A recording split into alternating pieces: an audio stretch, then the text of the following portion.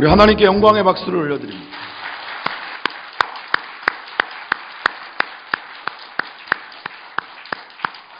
하나님께서 할렐루야 성가대를 통하여서 올려드린 우리의 찬송을 받으신 줄 믿습니다. 제가 여러분들에게 말씀드린 내용을 그대로 믿으신다면 우리의 오늘 영적 상태는 거의 최고조인 겁니다. 극동방송이나 이렇게 CBS 방송에서 아주 가끔씩 합창곡이 나올 때가 있거든요. 교회 합창단이 교회 성가대가 하는 경우가 있고, 여러분들이 익숙하게 들어봤던 팀 중에는 모테트 합창단 이런 팀들의 소리를 자주는 안 듣고요. 왜냐하면 그 채널들이 한정돼 있다 보니까. 근데 오늘은 거의 제가 약간 방송을 듣는 느낌이었습니다.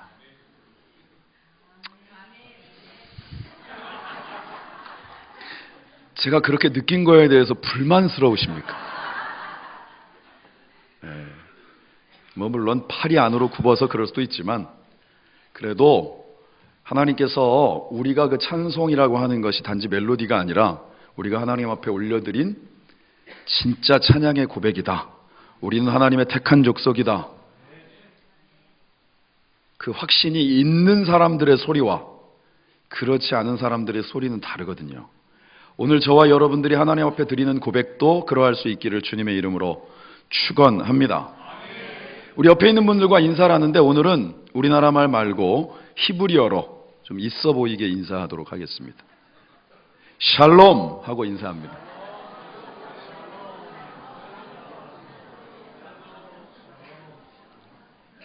사실 샬롬이라고 하는 표현을 들어보신 분들도 워낙 많기 때문에 우리가 일반적으로 알고 있는 건 평안이다 이렇게 알고 있습니다. 우리나라에서 이렇게 안녕하세요라고 하는 인사하는 것과 거의 같이 통용되어지는 말인데, 사실 히브리어 샬롬에는 많은 의미가 담겨 있습니다.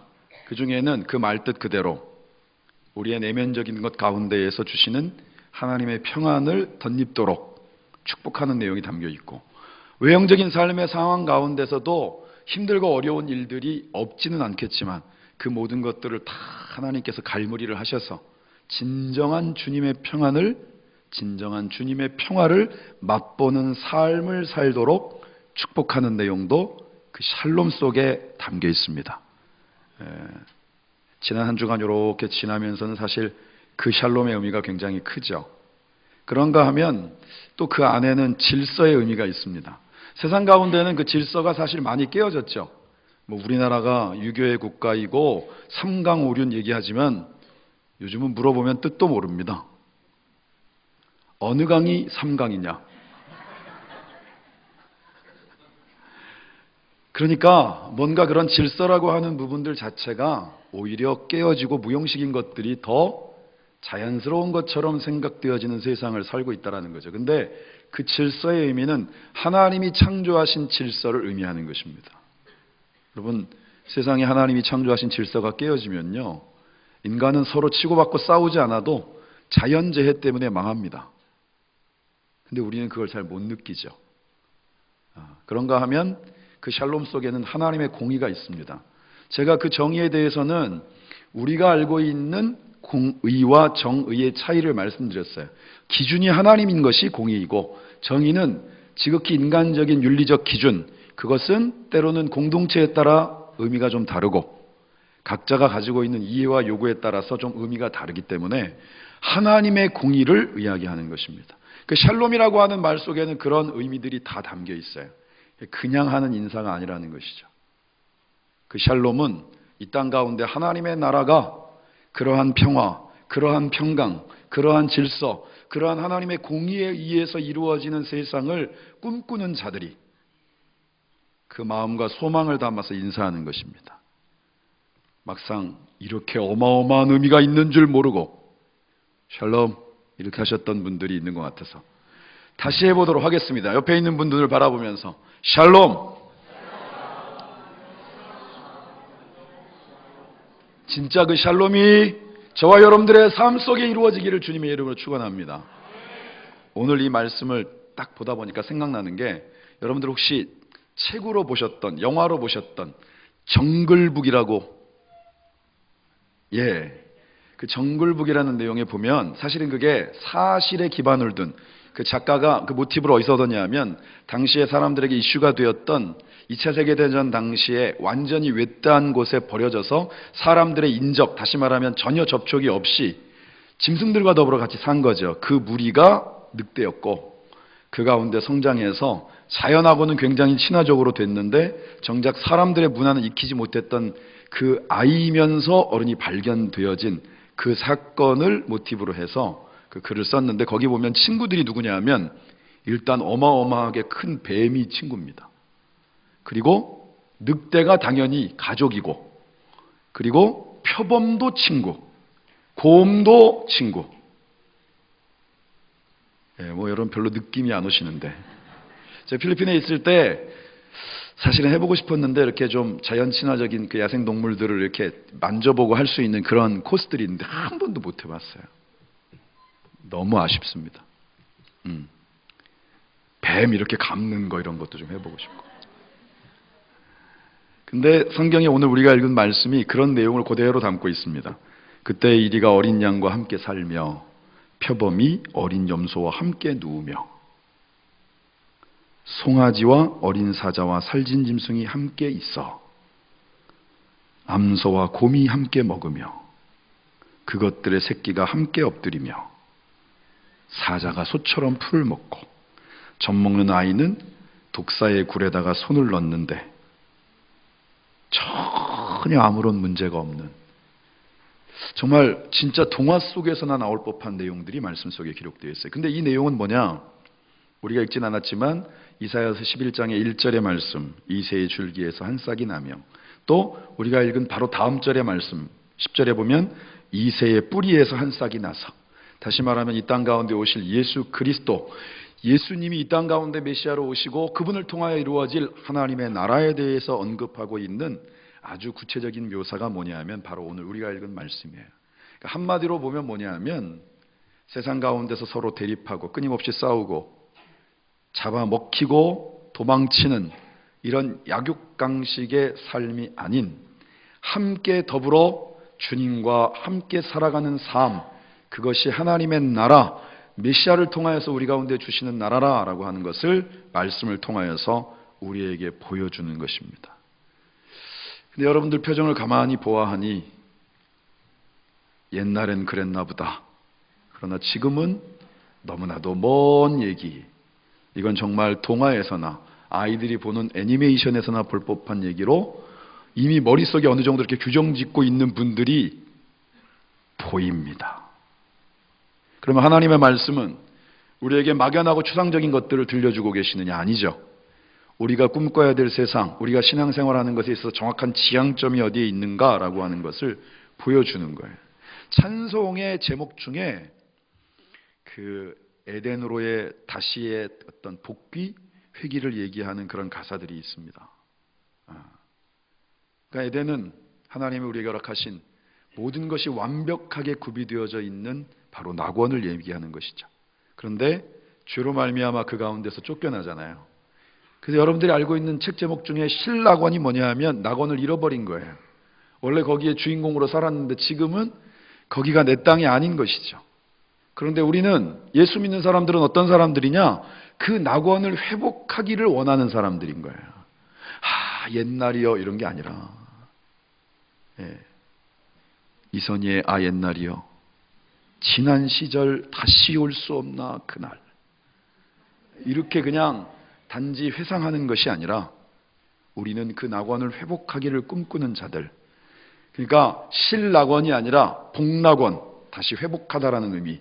그 낙원을 회복하기를 꿈꾸는 자들이 저와 여러분인 줄 믿습니다. 여러분, 무엇을 꿈꾸느냐는 그래서 중요한 거예요. 요에서의 말씀이 나중엔 사도행전 가운데 그대로 옮겨진 내용이 있죠.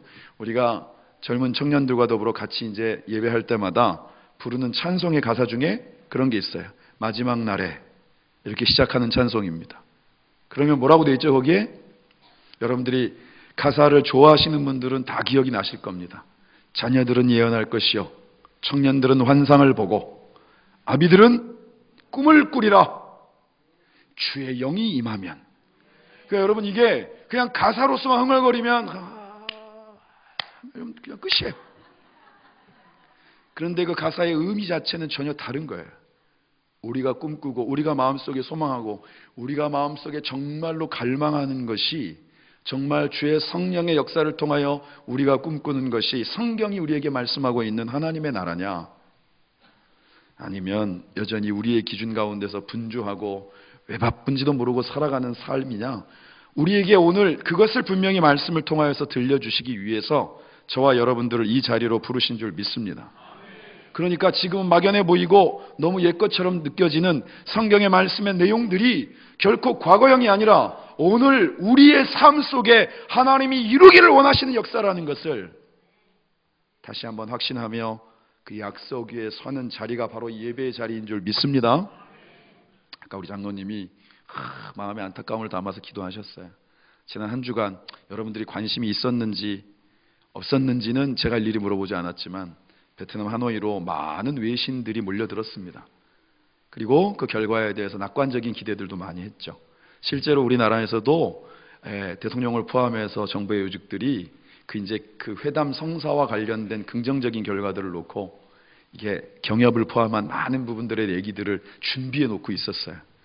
뭐 우리나라만 그랬습니까? 전 외신들이 그것 가운데 이루어질 수 있는 아주 긍정적이며 소망적인 메시지들을 다 갖고 있었는데 그런 기대와는 달리 1시간 정도 딱 지나고 난 다음에 전혀 다른 결말이 나니까 아이들 쓰는 말로 전부 멘붕이 와가지고, 저는 사실 잘 안 보는데 그날은 틈새마다 그런 내용들밖에 안 나와서 그냥 한 채널을 계속 보고 있었는데, 정말 아이러니한 건 그 바로 회담 결렬 이전에 본인들이 막 모여가지고 여기를 통해서 이루어질 성과들이 이렇고 막 이런 걸 열심히 얘기하던 이른바 전문가들, 100% 전문가입니다.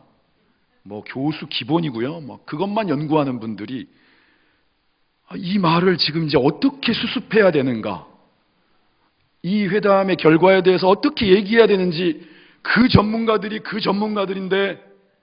그 전문가들이 본인들이 얘기하면서도 이게 맞는지 안 맞는지를 잘 모르는 게 느껴져요.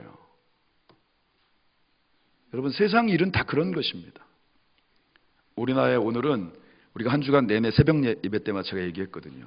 우리나라의 대한민국의 2019년은 지금까지 수없이 많은 일들을 겪었던 대한민국 땅 가운데 어떤 정부의 한 주체가 아니면 우리의 나라를 둘러싸고 있는 주변의 어떤 나라들을 통하여서 이루어진 결과가 아닙니다.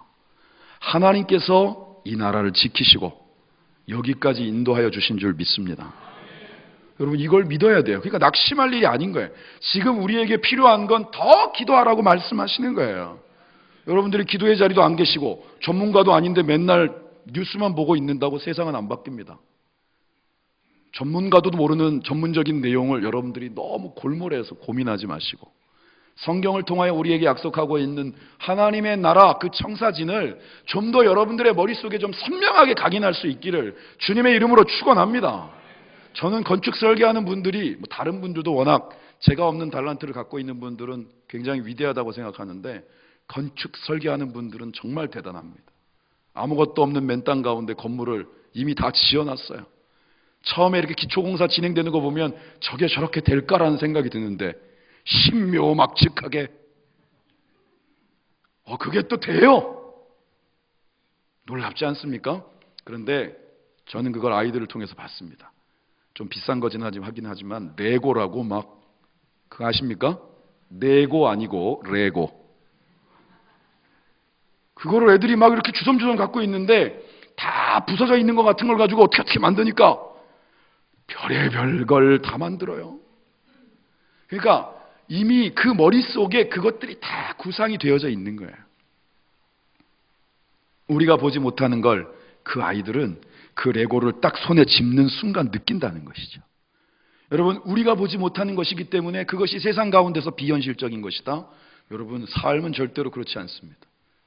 우리가 보지 못하는 세상을 수없이 먼저 바라보았던 사람들을 통하여서 이것도 만들어지고 새로운 세상에 대한 알림들이 이루어졌던 것처럼 하나님의 약속은 그때는 막연해 보이나 그것들이 언제나 하나님의 약속대로 이루어지는 것을 보아온 것이 우리의 인류인 거예요. 그래서 오늘 저와 여러분들이 이 자리에 있는 줄 믿습니다. 그러니까 출발을 어디에서 시작하는 게 가장 확실한 거냐? 하나님의 약속 위에서 출발하는 것이 가장 분명한 출발이 되어지는 줄 믿습니다. 막연해 보인다 할지라도 여러분 문제는 풀어가면 되는 거예요. 문제는 가지고 문제를 묵상하면 안 됩니다. 예. 시험 볼 때도 늘 가르쳐줘요. 1번 문제가 어려워. 1번 문제를 묵상하다가 풀 수 있는 2번, 3번, 4번을 다 놓치고 난 다음에 한숨 쉬고 끝나는 것은 안 된다는 거예요. 문제는 묵상하는 것이 아니라 풀어가는 것입니다. 그 다음 문제를 하다 보면 뭔가 막혀 있었던 것 같은 그 문제에 대해서도 실마리가 보이는 것처럼 성경은 예수님이 이 땅 가운데서 저와 여러분들이 당면하고 있는 문제 가운데 진짜 키워드, 이 문제를 풀어갈 수 있는 열쇠라고 말씀하고 있는 거예요. 우리가 예수를 믿는 이유는 바로 그 가운데 있는 줄 믿습니다. 내가 속해 있는 모든 문제를 능히 거두어낼 수 있는 능력이 그분께 있다. 누가복음에 보면 12년 동안이나 혈루병을 앓았던 여인이 나와요. 물론 그게 누가복음에 국한된 표현인 것은 아닙니다만 예수님이 수없이 많은 병자들을 고치셨죠. 근데 그 여인도 12년이니까 여러분 얼마나 긴 세월입니까? 투병을 12년 한다. 지치죠. 그런데다가 당시로는 아프다, 병들었다. 그러면 그게 본인의 죄의 결과라고 생각을 하는 그런 문화적인 것들이 있다 보니까 여인의 몸이죠. 병들었죠. 그리고 투병은 12년이나 했죠. 얼마나 힘듭니까? 절망의 끝을 경험한 거죠. 아무도 그 곁에 남아있질 않은 거예요. 실제로 그때 당시에 이런 어떤 병든 사람들은 사람들의 무리 속에 섞일 수 없어요. 왜? 본인들도 부정해진다라고 여겼기 때문에.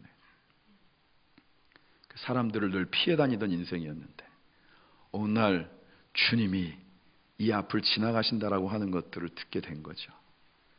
마음속에 용기를 냈습니다. 정확하게 말하면 용기라기보다 이게 아니면 안 된다. 마지막 방법인 것이다. 그래서 사실은 막 그냥 성경에 보면 바디메오 같은 경우에 막 소리 질렀다 그러잖아요. 다윗의 자손 예수여! 막 이렇게. 시끄러! 닥쳐! 그러니까 더 크게 다윗의 자손 예수여! 막. 근데 이 여인은 이럴 마음도 준비되지 않을 만큼 그렇게 마음이 여린 사람이었어요. 그래서 그것도 못하고 조용히 진짜 사람들 모르게 조심히 다가가서 예수님의 옷자락을 만졌어요.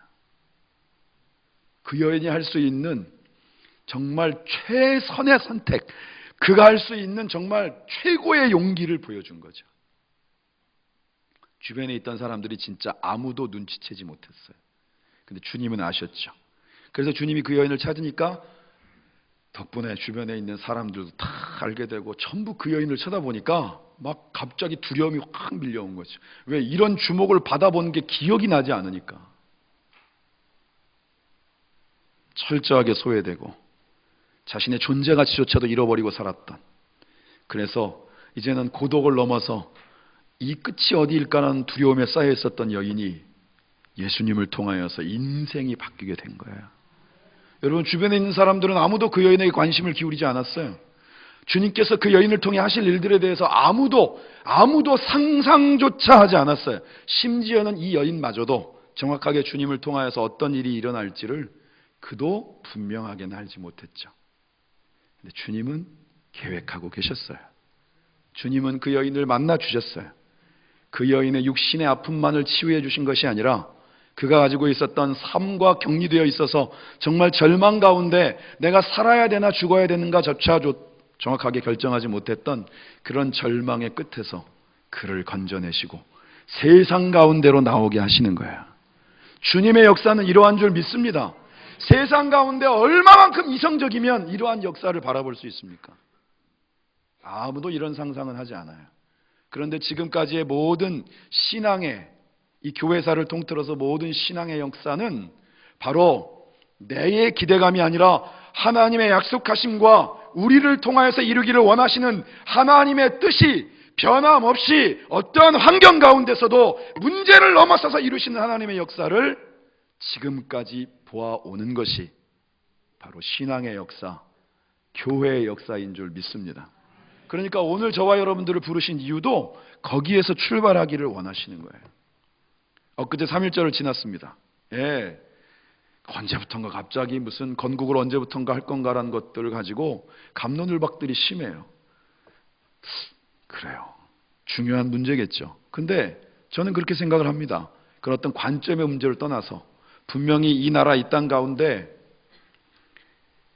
독립이라고 하는 것이 주어질 수 있었던 계기는 일본 땅에 원자폭탄이 투하하는 게 결정적인 계기였으나 여러분도 아시다시피 36년이라는 세월 속에 제가 전에 한번 말모이라는 영화 보고 난 다음에 여러분들한테 말씀드린 적이 있는데 포기할 법도 하고 야 30년이다 해방될 거면 벌써 됐어 라고 얘기했던 그 대사처럼 그렇게 다 그냥 놓아버릴 법도 한데 주권을 갖고 있는 독립국가로서의 그 꿈을 놓지 않았던 수없이 많은 사람들이 국내에서 국외에서 그 꿈을 위해 헌신하고 기도하고 그 삶과 청춘들을 던지는 것들을 통하여서 그 꿈꾸는 일들이 끊어지지 않았기 때문에 하나님께서 이 땅 가운데 그 독립이라고 하는 그런 귀한 선물을 허락하여 주신 줄 믿습니다. 원래 꿈꾼다라고 하는 거는요, 성경의 표현도 나오지만 별로 긍정적인 표현이 아닙니다. 요셉의 형들이 뭐라 그랬어요? 어라 저 꿈만 꾸는 놈 오네 이렇게 얘기했어요. 또 찾아보시는 분들이 있어요. 꿈만 꾸는 놈이라고 나왔나? 그렇게라도 찾아보시면 은혜인 줄 믿습니다. 그렇게라도 성경 한 구절을 볼 수 있다면 저는 참 큰 소임을 한 거예요. 그러니까 도대체 꿈만 먹고 사는, 그러니까 그렇게 사람들 가운데는 경하게 여겨지는 존재가 꿈꾸는 사람들입니다. 여러분, 그러나 세상은 꿈꾸는 자들 없이는 이루어지지 않는다는 거예요. 우리가 꾸는 꿈은 잠자면서 갑자기 주님 나타나 주세요가 아니라 말씀을 통하여서 하나님이 우리에게 보여주신 이 청사진이 이제는 내 것 같이 선명하여서 나를 바라보고 우리의 가정을 바라보고 여러분들의 삶의 현장을 바라보고 이 나라 대한민국을 바라보면서 하나님의 꿈을 꿀 수 있는 사람들을 이 시대 가운데도 주님은 원하고 계시는 줄 믿습니다. 오늘 그 출발을 하게 하시려고 저와 여러분을 부르신 거예요. 그러니까 문제는 풀어가는 것입니다. 그리고 그 문제를 풀기 위해서는 시간이 필요합니다. 시간을 기꺼이 내어야 돼요. 하나님의 방법으로 문제를 푸는데 기도의 자리에 없는 것, 엉뚱한 데 시간 쓰는 겁니다. 세상에서는 기도라고 하는 것들이 막연하고 굉장히 추상적인 것들로 여겨지지만 성경은 분명하게 말씀합니다. 너는 주께 부르짖어라. 하늘의 크고 비밀한 일들을 우리 가운데 밝히 보이신다라고 말씀하는 거예요. 한 치 앞도 모르는 세상 가운데 하나님의 뜻이 어떻게 이루어질지를 아는 사람들, 그리고 그 뜻을 붙잡고 가는 사람들이 기도하는 사람들인 거예요. 그런데 기도의 자리에 있는 게 가장 확실한 투자인데 겨울이라 그런지 동면을 너무 깊이들 하고 계신 것 같아요. 내일이 월삭 새벽 예배니까 새로 시작하는 출발, 그 새벽을 함께 깨울 수 있기를 소망합니다.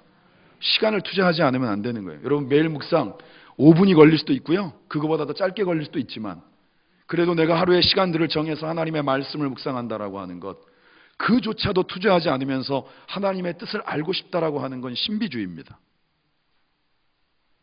세상에서 이단 사이비 종교도요, 항상 얘기하는 게 정성을 얘기합니다. 아하, 정성이 부족해.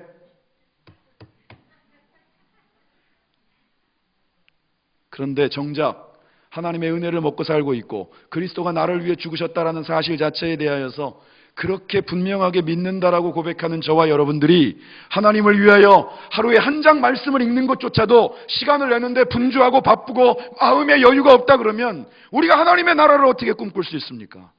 그게 더 기적이죠.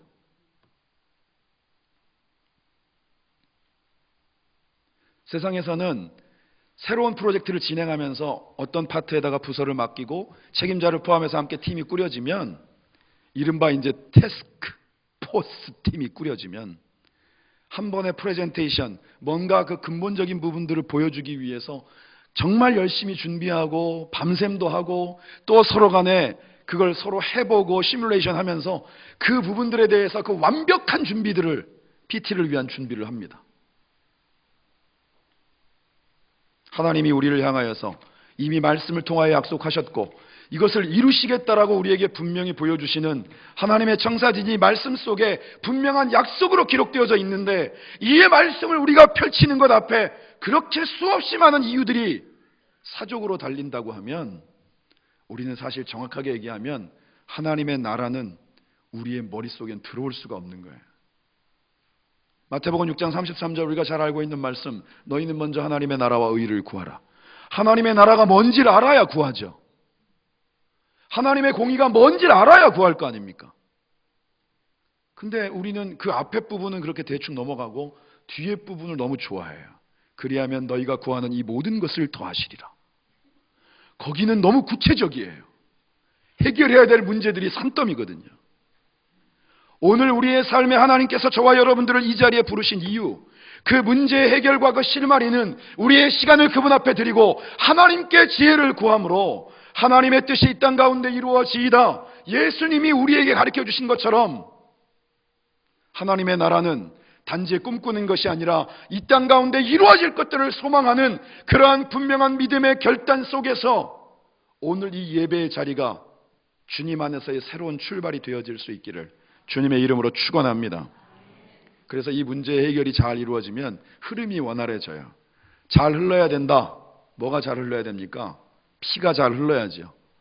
피가 막히고 어딘가에 문제가 생기잖아요. 그러면 육체가 썩어 들어갑니다. 금방 문제를 만들어냅니다. 여러분, 물이 흘러야 되죠. 물이 높은 곳에서 낮은 곳으로 적어도 멈추지 않고 흘러가야 됩니다.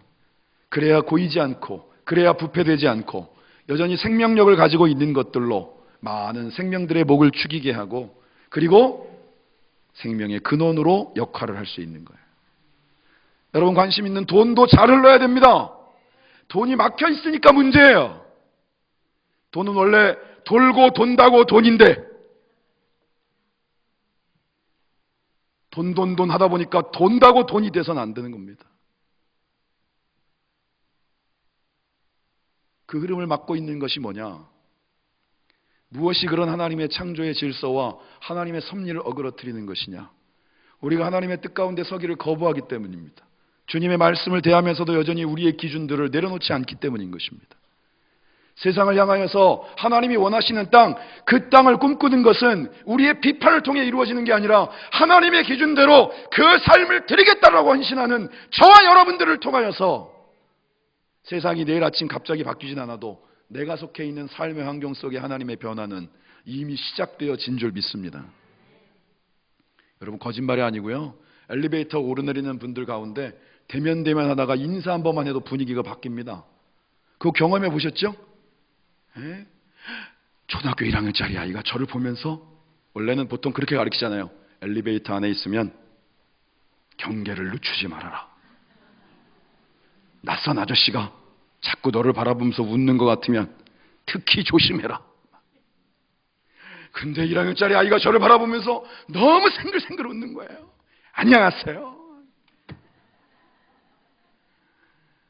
제가 그 아이를 향하여서 혹시나 그런 아저씨로 비춰질까 봐 긴장하고 있던 제 마음을 너무 부끄럽게 만들었어요. 어디 사니? 몇 층이에요? 막. 안녕히 가세요. 막.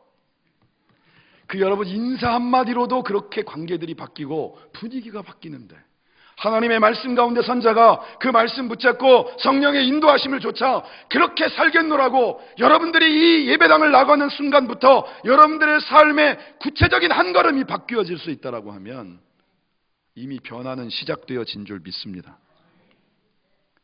아이들하고 노는 부모님들이, 저도 좀 오래되긴 했습니다.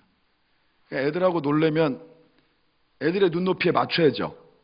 여러분, 아이들하고 놀 때 만약에 입학하기 전에 미취학 아동하고 노는데, 자, 책 펴. 여기 봤지? 레고는 이렇게 만드는 거야. 자, 한번 읽어. 시작해봐. 잘 안 돼? 다시 해봐. 이렇게 놀지 않잖아요. 이걸로 뭘 만들 거야? 공룡이요. 이걸로? 무슨 공룡을? 티라노사우루스요. 티라노사우루스를 몰라요. 머릿속에 없어. 그래? 어떻게 생겼는데? 일단 이게 입이에요. 오, 입이야? 이래야 노는 거지. 이게 어디가 공룡이야? 이게 귀야? 입은 어딨어? 여러분들하고 있는 것만으로도 아이들은 고역일 겁니다. 근데 여러분, 기꺼이 그렇게 하죠. 기꺼이 조금도 주저함 없이. 여러분, 깜짝 놀랄 겁니다. 여러분들이 사회생활하면서 여러분들의 이미지와 그 어린 시절에 아이들과 놀고 있는 모습의 여러분들의 이미지를 떠올리면 주변에 있는 분들이 깜짝 놀랄 겁니다. 아마 기꺼이 그렇게 하죠. 기꺼이. 왜? 그 아이들과 눈을 맞추는 것이 기쁘기 때문이에요. 그 아이들의 마음을 읽어줄 수 있는 것이 기쁘기 때문이에요. 내가 그 아이들에게 잠깐 동안이나마 놀면서 줄 수 있는 기쁨이 나로부터도 주어질 수 있다는 게 좋기 때문이에요. 하나님이 우리를 향한 계획하심이라고 하는 게 그렇게 복잡하고 어려운 것이 아닙니다. 주님은 우리와 눈높이를 맞추기 위해서 인카네이션, 인간의 몸을 입고 오셨어요. 여러분, 이게 얼마나 놀라운 사건인 줄 아십니까? 애들한테 이랬어 저랬어 놀아주는 것과는 비교할 수 없는 거예요. 그분은 하나님이신데 죄인의 몸을 입고 오셔서 우리의 죄를 다 감당하고 죽으시기 위해 이 땅 가운데 오신 거예요. 그리고 우리를 향하여서도 너희들도 이와 같이 하라고 말씀하고 계시는데, 우리는 우리의 기준 속에서 이 사람을 나누고 저 사람을 나누고, 요즘은 어떠는지 모르겠지만 옛날에 저희 때도 그런 거 있었거든요. 야, 공부 못한 애들하고 놀지 마.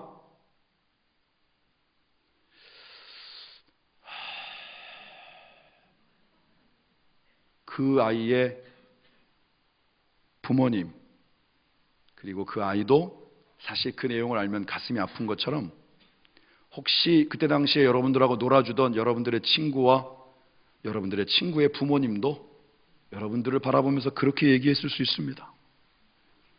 공부 잘하는 기준이 다 상대적인 건 아시죠? 1등하는 아이 밑에는 다 공부 못하는 애들입니다. 자, 1등 손 들어 보십시오. 난 그냥 처음부터 끝까지 1등이었다. 물론 이거 손 들면 너무 교만해 보일까 봐. 근데 마음은 굴뚝 같은 분도 2분 보여요 지금.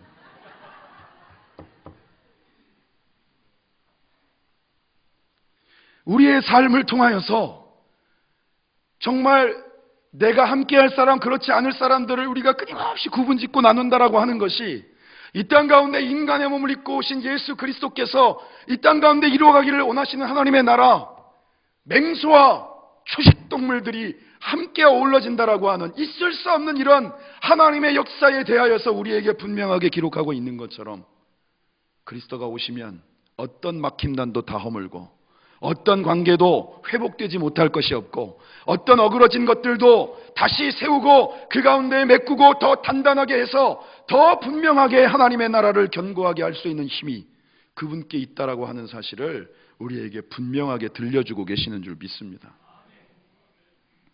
그러니까 오늘 이 자리가 출발이 돼야 되는 거예요. 조용히 다가가서 주님의 옷자락을 만졌던 그 여인은 그 순간이 인생의 전환점이 된 겁니다.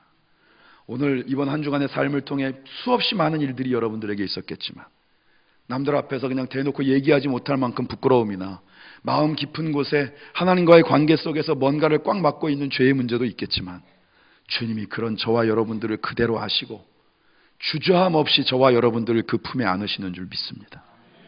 우리는 그분의 옷자락을 만지는 정도가 아니라 너를 향하여서 나의 뜻이 이러하다고 하나님의 음성을 듣고 있는 것입니다. 오늘 우리가 읽은 말씀의 9절에 뭐라고 나와 있냐면, 이는 물이 바다를 덮음같이 여호와를 아는 지식이 이 세상에 충만할 것이라. 하나님과 함께하는 그 세상이야말로 하나님의 역사하심의 가장 분명한 확증이 되어진다는 것을 우리를 통하여 경험케 하시고, 내가 바라보는, 내가 꿈꾸는 하나님의 나라는 나를 통하여 누군가가 세워지고 나를 통하여 누군가가 웃게 되고 나를 통하여 누군가가 주님을 만날 수 있는 그러한 역사를 통하여 하나님은 바로 나를 통하여, 우리를 통하여 그 일들을 이루어가기를 원하시는 줄 믿습니다. 하나님의 나라의 주인공들로 사시기 바랍니다. 이 땅 가운데 사는 것이 그 하나님의 나라의 그 주권 국가의 백성으로, 이미 그 시민권을 취득한 자로, 그 가운데 하나님의 약속의 주인공으로 세상에서 수없이 많은 유혹과 많은 세상의 소리들이 여러분들에게 들려올지라도 그 중심과 기준들을 말씀 위에 세우고 그 가운데 주님의 뜻을 구하며 기도하며 나아갈 때, 주님은 바로 여러분들이 속해 있는 삶의 자리, 가정과 직장과 사업장과 모든 관계 속에 역사하실 줄 믿습니다. 바로 그러한 여러분들의 기도가 세상이 아무리 혼란스럽고 많은 위기를 이야기한다 할지라도 지금까지 그러했던 것처럼 이 나라 대한민국을 지켜줄 줄 믿습니다. 오늘도 그 기도의 자리로, 그 약속과 말씀의 자리로 다시금 한 걸음을 단단히 내딛는 사랑하는 우리 믿음의 식구들 되어지시기를 주님의 이름으로 축원합니다. 기도하겠습니다. 하나님 감사합니다. 하나님 감사합니다. 나의 얻은 것이 다 주님의 은혜임을 고백합니다. 한 걸음을 걸어도 주님과 걸을 수 있는 것이 감사합니다. 그 걸음걸음 속에 사막의 꽃이 피어나고 메마른 광야 위에 마르지 않는 샘물을 허락하셔서 함께한 사람들에게 그 물을 나누어 주고 또 그 가운데 소망이 되시고 능력이 되시며 우리의 문제의 현장을 하나님의 역사의 현장으로 바꾸시는 주님을 날마다 생생히 체험하는 하나님의 귀한 백성들 되게 하옵소서. 감사와 영광과 찬송을 주님께 돌리며 예수님의 이름으로 기도드립니다.